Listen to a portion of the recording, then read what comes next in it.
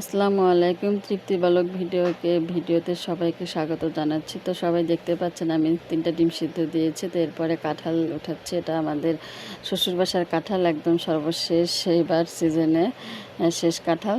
তো দেখতেই পাচ্ছেন আমি সুন্দরভাবে কাঁঠালটা উঠিয়েছি। এক ভাইয়া কমেন্ট করেছিল যে আপু কাঁঠালের ভিডিও দেখব, তো এই জন্য আমি কাঁঠাল উঠানোর ভিডিওটা করে ফেললাম।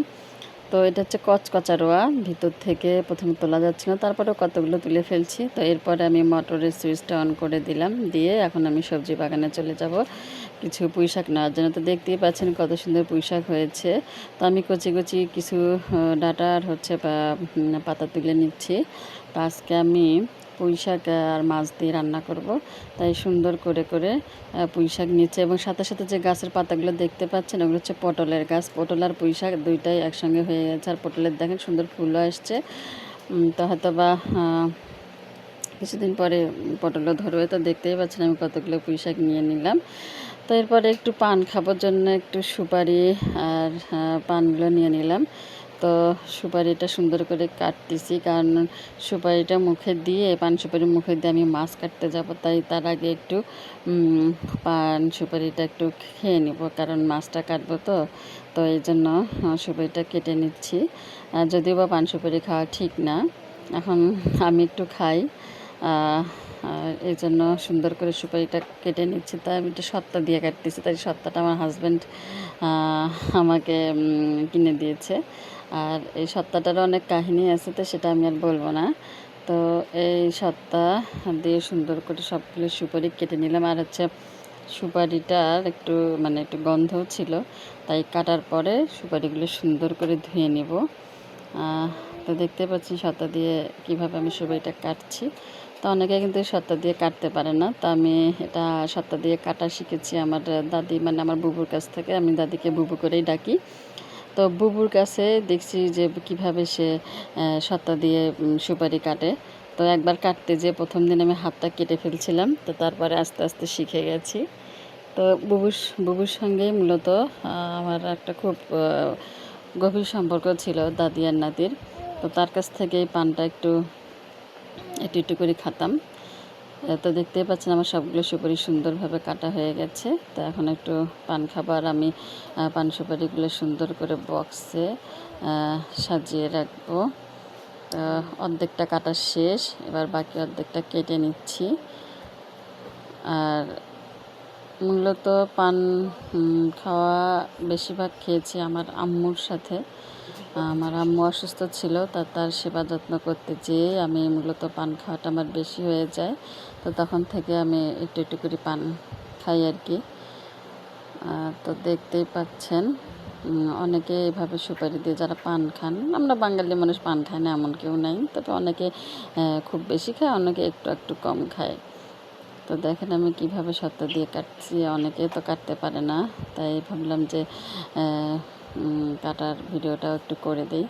তাই দেখেন আমি একটা সুপারি অর্ধেকটা কেটে নিয়ে তারপরে আবার আরেকটা অর্ধেকটা কেটে ফেলছি। কতগুলো টুকরো হয়ে গেল আমার, বাকি অর্ধেকটা দেখেন। তো এরপরে পানগুলো আমি ধুয়ে নেব, অনেক সুন্দর বড় বড় পান। তো পানগুলো সুন্দর করে ধুয়ে নিলাম, নিয়ে আমি একটু চুন দিয়ে পানটা খাবো, আর কিছু খাবো না। এরপরে মাছ দেখতে পাচ্ছেন কতগুলো মাছ নিয়েছি। তো এই মাছগুলো এখন আমি কাটবো। তো কাটার জন্য বটি নিয়ে নিলাম, আর একটা পাতিল নিয়ে নিলাম, নিয়ে দেখেন মাছগুলো আমি কাটছি। এগুলো হচ্ছে নদীর মাছ, এগুলো খেতে কিছুটা ইলিশ মাছের মতো লাগে, কিন্তু অনেক মজার। আমার ছেলে মেয়ে এবং আমি এই মাছগুলো প্রায় প্রায় আমরা খাই, মানে ভালো লাগে। ভাজিয়ে সুন্দর করিয়া ভুনা ভুনা করলেও ভালো লাগে, আবার শাক দিয়ে একটু হালকা পাতলা ঝোল রান্না করলেও ভালো লাগে, পেঁয়াজ দিয়েও ভালো লাগে। আবার গরম গরম খিচুড়ির সঙ্গে এই মাছ ভাজাগুলো খেতে অনেক ভালো লাগে। কিছুটা ইলিশ মাছের মতো দেখতে, কিন্তু সাইজে ছোট, আবার পুরা স্বাদটাই ইলিশ মাছের মতো লাগে। তো একটা লোক আসছিল, তো উনি একবারে অনেকগুলো মাছ আমাকে জোর করে দিয়ে গেছে, চাপান নেন, মাছগুলো অনেক ভালো। আসলে মাছগুলো অনেক মজার এবং টেস্টি, খুব খুব সুস্বাদু এই মাছগুলো। তো আমি এক এক করে সবগুলো মাছে ভালোভাবে কেটে নিব। আমি আবার নিজের কাজগুলো নিজেই সবসময় করার চেষ্টা করি, যদিও বা আমার 3টা ছেলে মেয়ে আছে, কিন্তু তারপরও আমি শুধুমাত্র মানে আমার কাজটা আমি নিজে করতে বেশি পছন্দ করি এবং কমফোর্টেবল বোধ করি। তো দেখতেই পাচ্ছেন আমার একটা মাছ কাটা হয়ে গেল। তো এরপরে আরেকটা মাছ নিচ্ছি। তো মাছ কাটা হয়ে গেল, তো এরপরে আমি আরেকটা মাছ নিচ্ছি। এভাবে সবগুলো মাছ সুন্দরভাবে কেটে ধুয়ে নিলাম। তো ধুয়ে নিয়ে এরপরে আমি তাওয়া বসিয়ে দিলাম এবং হলুদ লবণ দিয়ে মাছগুলো মেখে নিলাম। সুন্দর করে মেখে নিয়ে তো গরম তেলে মাছগুলো সুন্দর করে একটু হালকা করে ভেজে নিলাম।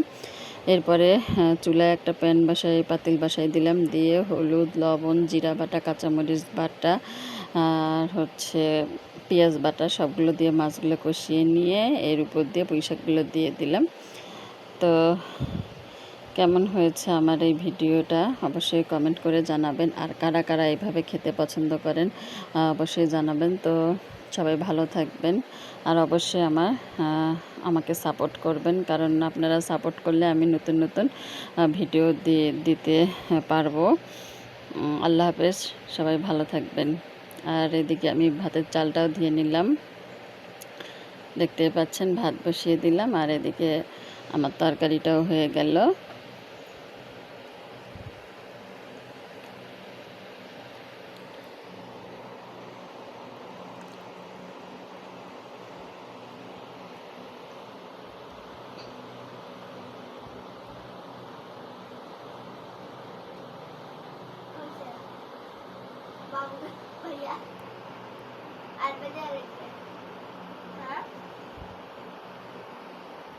তাছাড়া বুদ্ধি নেই, কি করি আবার